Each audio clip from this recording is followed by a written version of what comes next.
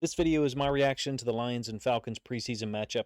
Technically, week one, Detroit's second preseason game after the Hall of Fame opener last week in Canton, Ohio. This one was obviously announced as a suspended game in the fourth quarter after the terrible injury to second-year safety Maurice Norris, who was trying to make a tackle. Collision kind of in the middle of the field immediately caused him to go unconscious, or it looked like he did at least. Carted him off the field. Replay was very difficult to watch. I was only able to stomach looking at it one time.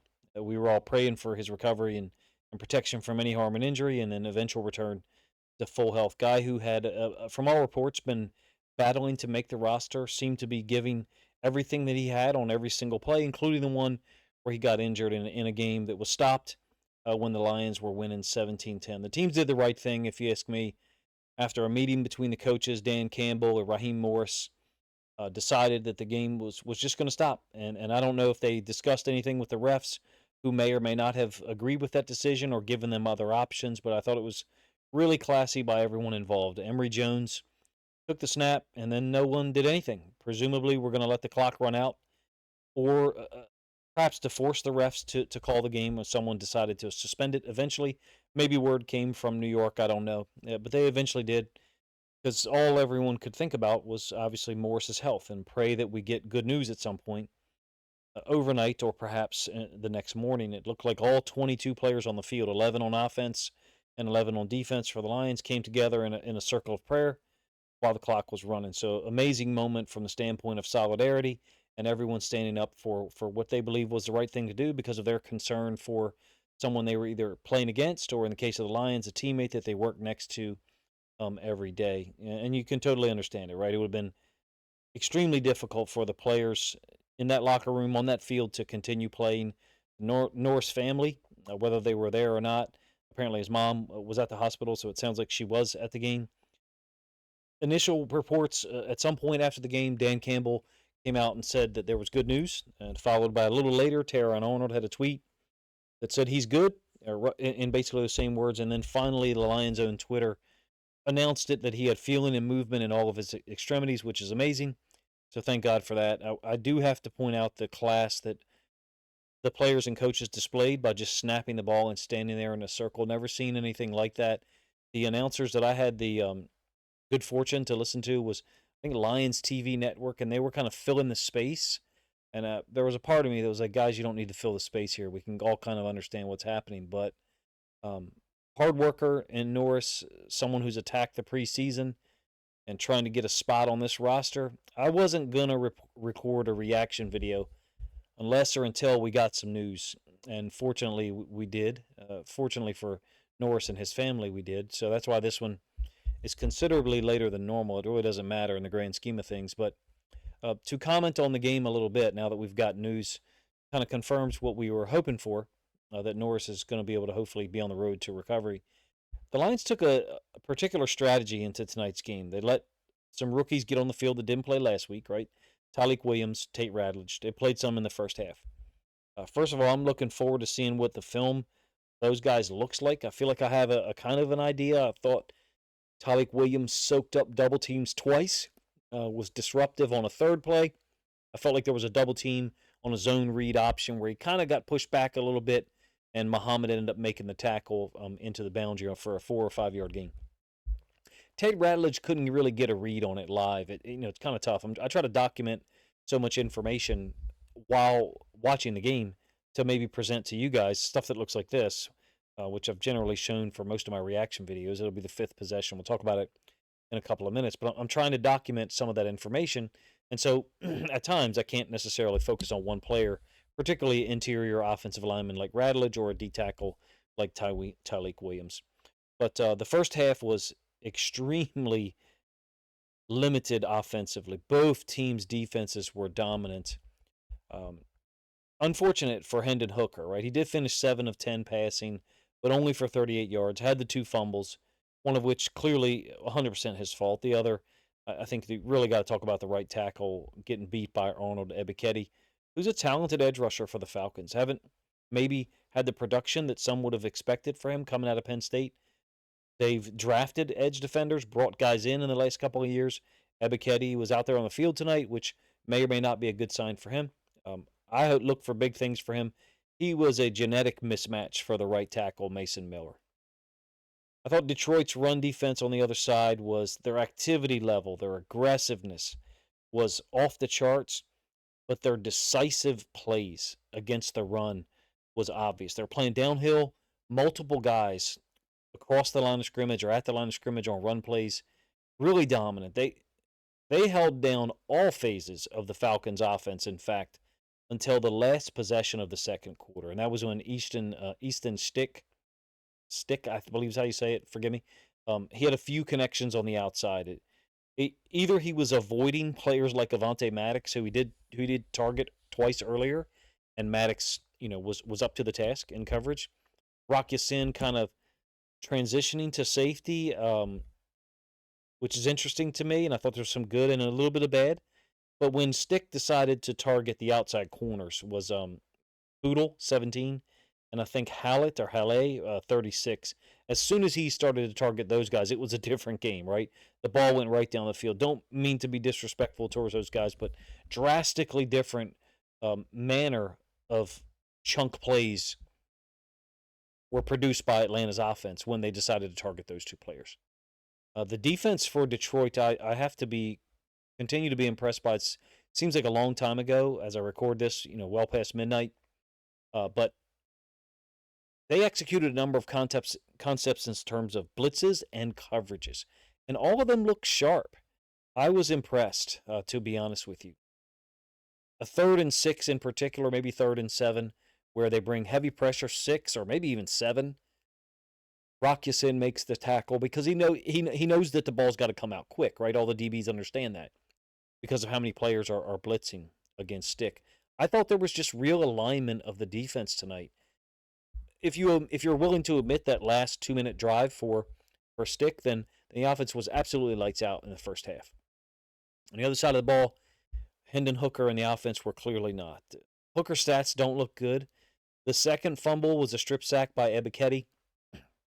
I really don't blame Hooker for that. It is from his throwing side, his right side, so you would hope that he has some vision of it. But Ebiketie whipped the right tackle's ass immediately, and that was the 3rd time he'd whipped the right tackle's ass. It's not like it was a surprise.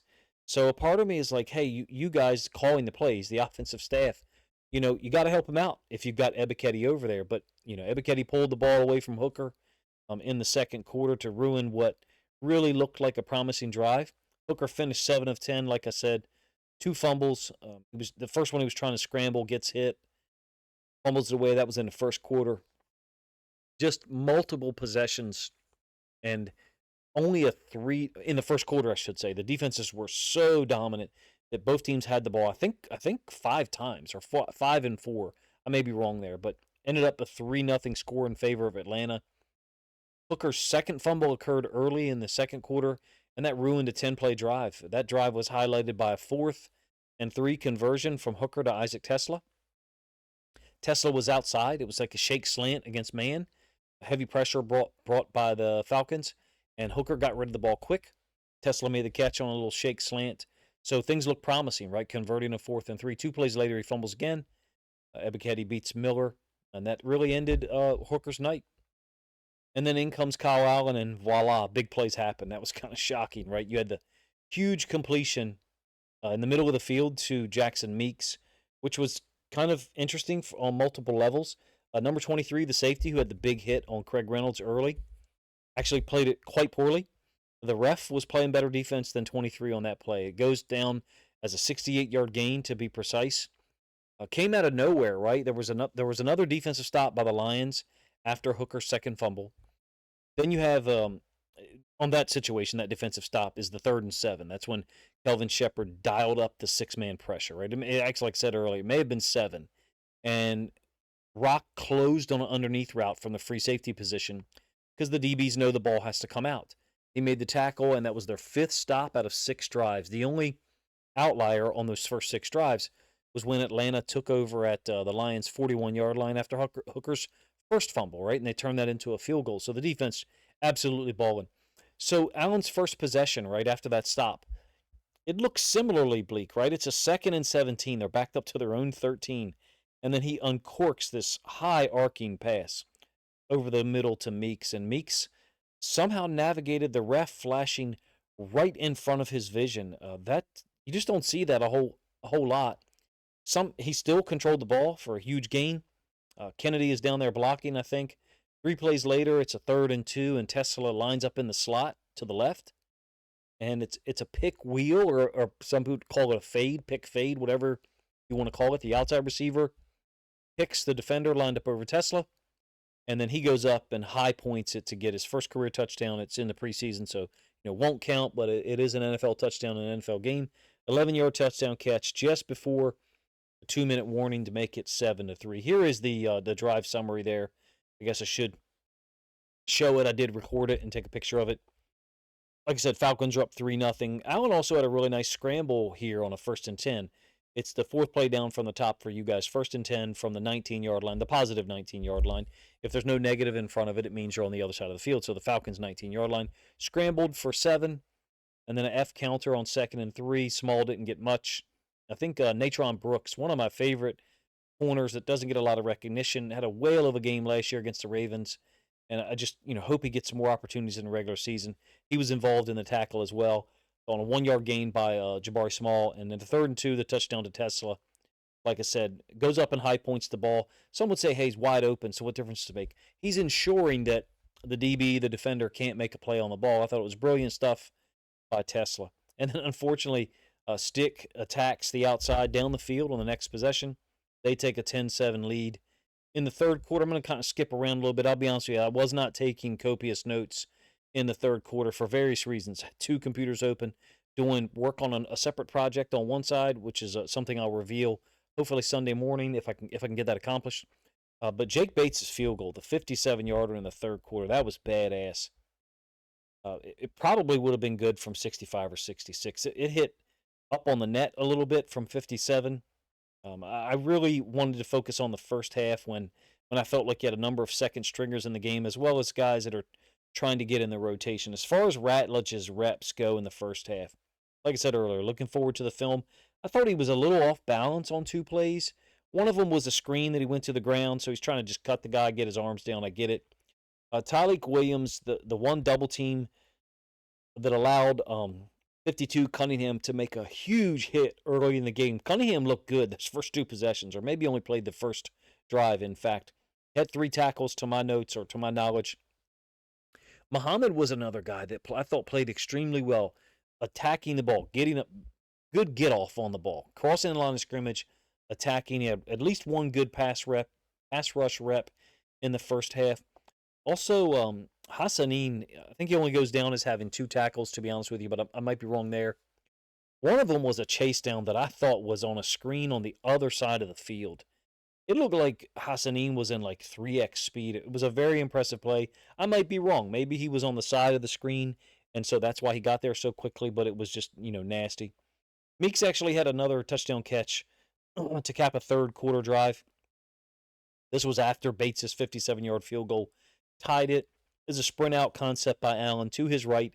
Hits Meeks, puts Detroit up 17-10. A really nice drive for Jacob Sailors, who had 9 touches in a 10-play stretch on that drive. Again, that's the 3rd quarter drive that puts Detroit ahead, 17-10, which ended up being the final margin. ESPN and a couple of other services actually have denoted or designated it as a win at this point, so the records that I have here displayed, I guess, are incorrect. Really didn't care because it's preseason. And at the time that I was creating these graphics is around the time when Maurice Norris got hurt. In any case, Sailors 9 touches in a 10-play stretch. One of them was a downhill run on a 4th and 3. I think they caught Atlanta by surprise there. The ball is inside the 5, and the quarterback, Kyle Allen, is under center. I don't think anyone expected a downhill run. I think we all, myself included, expected a pass. It just goes to show that Detroit's offense continues to be an anomaly, right? Even with a new offensive coordinator in John Morton. Great drive put together there to put the Lions ahead 17-10. Falcons did get a little bit of a spark from Emory Jones, the quarterback I mentioned earlier. He played in the preseason for the Ravens last year. He traveled all over in college, I think 3 different schools. I thought that Jones looked like someone with ability, so I'm glad to see that he's still in the league, number 1. Number 2, he unfortunately was the player who I think handed it off on the play when Norris got hurt. It's like 14:30 left, 14:28, somewhere in that range. And once the medical staff was able to get Norris under control and carted off the field, all 22 players circled together in prayer. Thought that was an amazing moment that's just rarely seen. In terms of some of the guys that kind of flashed in this game and deserve some mention, besides Stick for the Falcons, finished 15 of 18 passing for 149 and the touchdown to Chris Blair. I did think that the Lions defense played really well on the first 6 possessions. Nate Lynn showed up again tonight. One really good pass rush where he almost knocked the ball out of the quarterback's hand, and then he had a sack where he beat the left tackle. Hassanin, as I said, great pursuit. The Rock Ya-Sin at safety experiment is interesting. I'll have more to say about that after watching some of the film. I have my suspicions about why that might be occurring. In any case, talk about the first half defense a little bit just statistically. The Lions defense had held Atlanta to 4 yards rushing on 7 carries. Atlanta, finished with 22 yards rushing for the game. I thought that was quite impressive. Stewart played well early, the inside linebacker. Rock was in on multiple pass coverage snaps, and I think Rock was involved in multiple pass coverage plays. I think it's an interesting group, even without Ennis Rakestraw Jr., right? You got Terrion Arnold, DJ Reed, and Meek Robertson kind of counts as both a nickel and an outside corner. Rock Ya-Sin has always played outside corner, moving around a little bit in the preseason to safety. Avonte Maddox, along with Ya-Sin, those two seem like the clear-cut guys that are going to be there in the regular season in the event of injury or someone missing time. Rock moving around a little bit. What does it say about the other guys who were trying to get on the roster as a backup safety? I'm not sure. But in any case, he was very active. Maddox was very active. The defense looked drastically different when other players were targeted as opposed to those two guys. In terms of Hooker and Allen, clearly Allen got some things done or accomplished that Hooker did not, right? I thought the pass pro was very poor early on when Hooker started the game, to be honest with you. Atlanta's D-line was getting after it.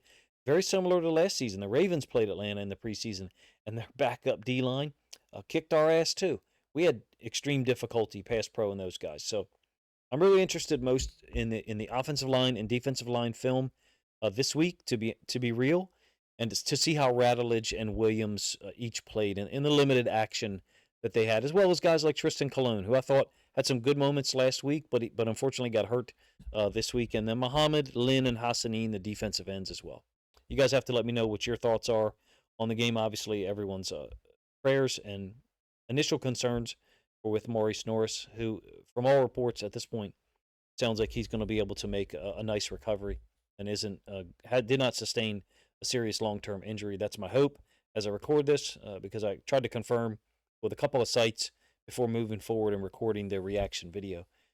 In any case, if you enjoyed any of my commentary here or my thoughts on the game or the Norris injury situation, please consider liking the video and then perhaps grabbing a link to it, sharing it out on social media so other Lions fans can enjoy it as well. If you have film study suggestions for me for the rest of the weekend, feel free to let me know what you think. I have a little bit more time on my hands Saturday to try to gather some film and organize things. I do have a long-term serious project that I will try to reveal on Sunday that is coming at the game from a different angle than what I usually do, which is film study videos, not reactions as well. There's no film to put out from this game yet.